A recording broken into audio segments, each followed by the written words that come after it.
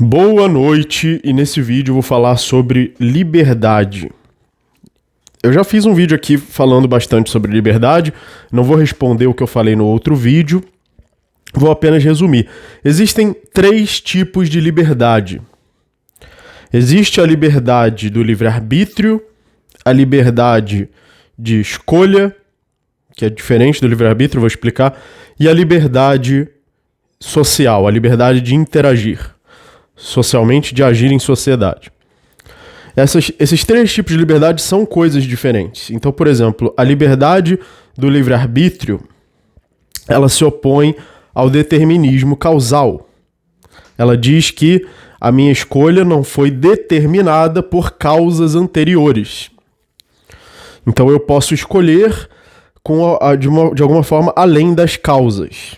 Então as causas físicas e as causas mentais não são suficientes para determinar o que eu vou escolher. Isso é a ideia do livre-arbítrio. Eu discordo dessa ideia. Eu sou determinista. Eu acredito que toda escolha é determinada pelas causas. E acredito também que a praxeologia misesiana está de acordo com isso. Tá? Então, o que a praxeologia misesiana diz? Ela diz que a ação é o uso de um meio para alcançar um fim. Esse meio e esse fim são tidos pelo indivíduo agente de acordo com as suas crenças. Então, você precisa acreditar, e crença aqui não é crença sem evidência, é crença mesmo que seja com evidências e com razão. Então, você precisa acreditar que o fim da sua ação vai te trazer satisfação.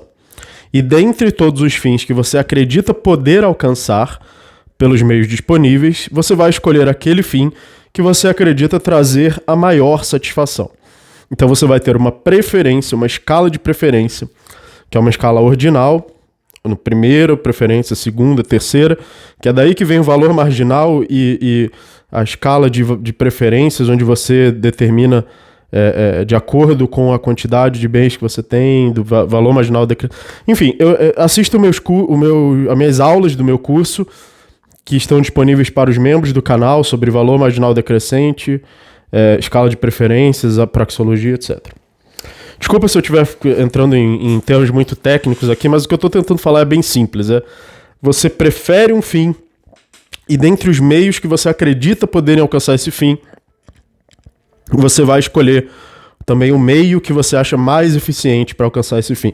Se eu tenho uma colher, uma pá e meu fim é cavar um buraco, eu vou escolher o meio que eu acho mais eficiente, provavelmente vai ser a pá. Claro que você pode também fazer uma escolha errada, você pode ter uma crença errada. Então, quando Mises diz que toda ação é racional no sentido de que você faz aquilo que você acredita ser melhor.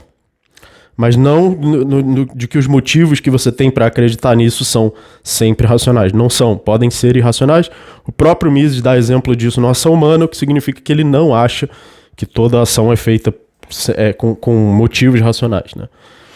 O que ele quer dizer com isso é que você vai escolher de acordo com as suas crenças e a sua escala de preferência para o seu conhecimento disponível no momento, que pode estar errado, por uma série de motivos. Então, a liberdade do livre-arbítrio, eu acho que ela está errada, porque a sua ação, ela não é livre, eu posso escolher qualquer coisa. Não, ela é determinada praxeologicamente pelos fins e os meios disponíveis e o seu conhecimento disponíveis sobre eles, que vai gerar uma escala de preferência, e você sempre vai escolher a sua primeira preferência, que você acha possível alcançar.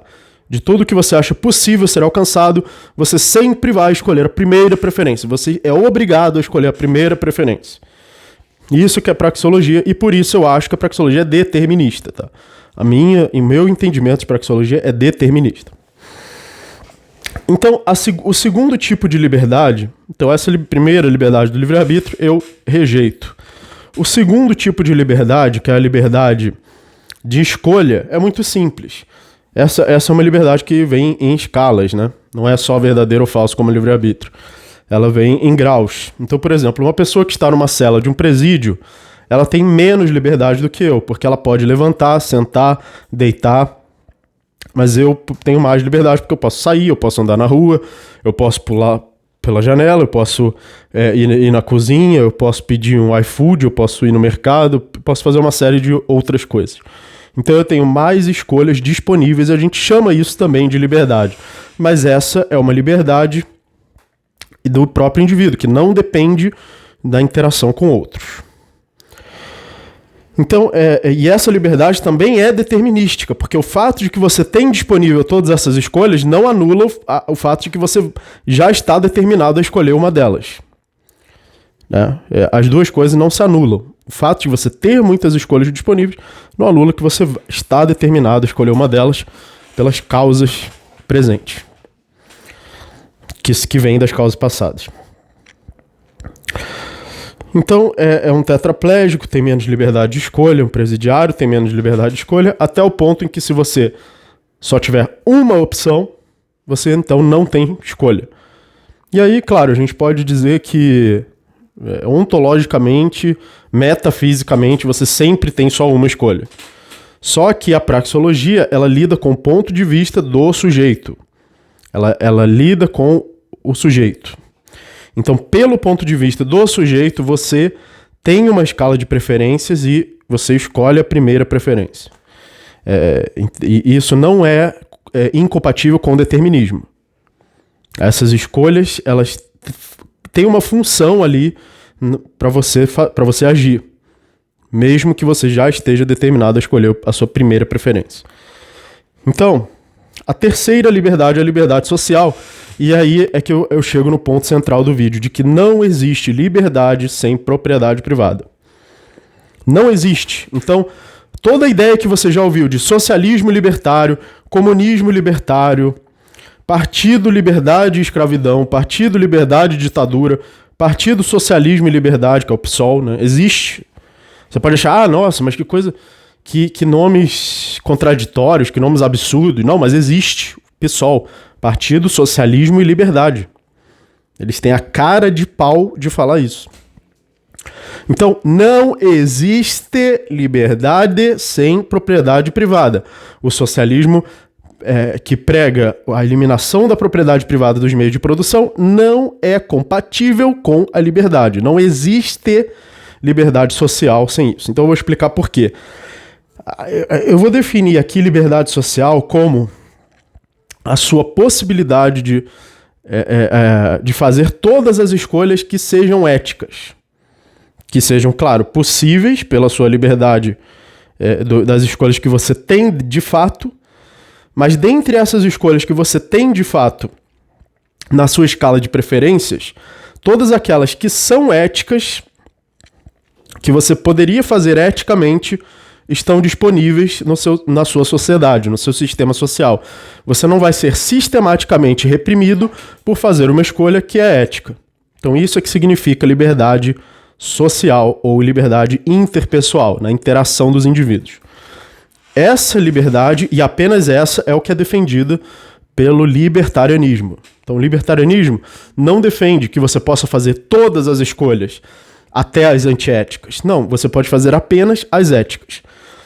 E o resultado de você poder fazer todas as escolhas éticas é que as escolhas que cada pessoa tem disponíveis eticamente, uma característica da ética é que essas escolhas éticas não anulam as escolhas éticas de outra pessoa. Por isso que essa liberdade é interpessoal. Porque quando você faz uma escolha antiética, ela sempre anula uma escolha ética de outra pessoa.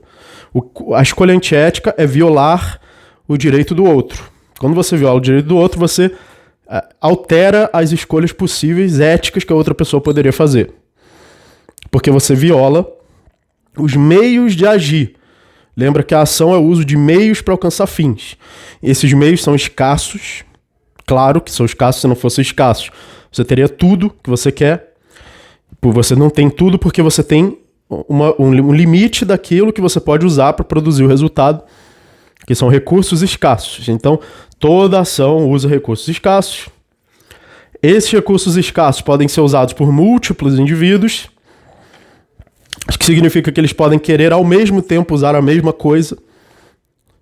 Então, por exemplo, eu tenho uma carteira no meu bolso, aí chega um assaltante e pega a minha carteira. Significa eu queria usar ela para um fim e o assaltante quer usar para outro fim. Como ele fez uma escolha antiética, ele agora proibiu escolhas éticas que eu poderia fazer, de usar o meu próprio dinheiro, por exemplo. Então, toda vez que você faz uma escolha antiética, você impede uma escolha ética de outra pessoa. Isso é uma regra necessariamente da ética. Todas as vezes. Não tem exceção. E toda vez que você faz uma escolha ética, você não altera as escolhas éticas das outras pessoas. Isso aqui é a característica da ética, e por isso a gente pode dizer que é um tipo de liberdade. É um tipo de liberdade de você poder fazer todas as escolhas que são éticas, e as escolhas de outras pessoas que também são éticas não vão afetar as suas. Né? É isso que a propriedade privada garante. Então, como os meios da ação são escassos e você apenas altera o que a outra pessoa vai fazer quando você usa um meio que ela também quer usar, então a única coisa que a ética pode fazer para eliminar esses conflitos, para eliminar que a decisão de uma pessoa proíba a decisão da outra, é atribuir a esses meios escassos um usuário legítimo. Esse usuário legítimo é o que a gente chama de proprietário, e o que ele pode usar legitimamente é o que nós chamamos de propriedade. Por isso a ética é a ética de propriedade privada. Quando eu digo a ética, e não é apenas a ética libertária, é a ética, porque a ética libertária é a ética. É a ética verdadeira. As outras são falsas, são erradas, são contraditórias. Por quê? Porque se a sua ética não atribui um usuário legítimo a um recurso escasso, então logo, necessariamente, ela permite o conflito e torna impossível a solução desse conflito, já que se existe um meio escasso da ação e dois indivíduos podem querer usar ao mesmo tempo para fins diferentes, e se eu não atribuo esse meio a um usuário legítimo, logo é impossível resolver os conflitos sobre esse meio escasso. Então a ética de propriedade privada é a única ética possível, ponto final, e acabou. E a liberdade social e interpessoal é a liberdade de eu fazer todas as escolhas éticas e essas escolhas não afetarem as escolhas éticas de outra pessoa. Ou seja, por uma única regra, todas as pessoas podem fazer todas as escolhas dentro dessa regra sem que essas escolhas afetem a escolha de outra pessoa.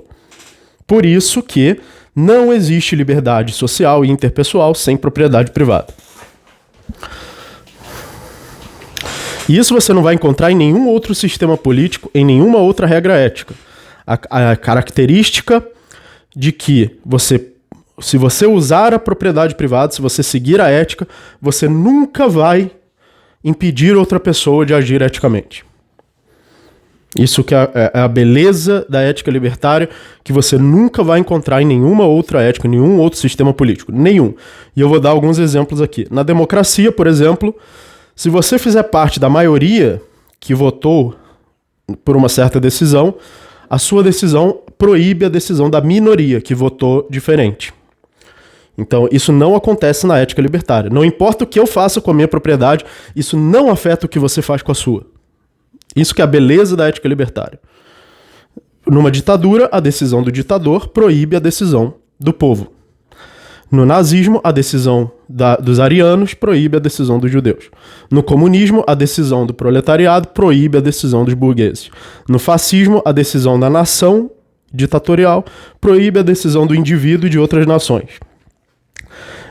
Então, em todo sistema político, estatista ou socialista, a decisão de um indivíduo pode proibir a decisão de outro, dependendo do grupo que ele faz parte. Na ética libertária, a decisão de um indivíduo nunca impede a decisão de outro. Por isso, os indivíduos são livres socialmente. Então, espero que vocês tenham gostado. Se você quiser entender praxeologia, esses conceitos filosóficos que eu usei no vídeo em profundidade, torne-se membro do canal, que você vai ter acesso a todas as aulas de praxeologia, escola austríaca, ética libertária e filosofia. Inclusive, o próximo vídeo que eu vou fazer agora vai ser uma aula Não vou fazer... Então, os 3 vídeos de hoje, um deles vai ser uma aula que vai ser só para membros. Se você quiser assistir essa e outras aulas, torne-se membro do canal pela descrição. Muito obrigado e obrigado aos apoiadores aí também por outros os meios que estão na descrição e até a próxima.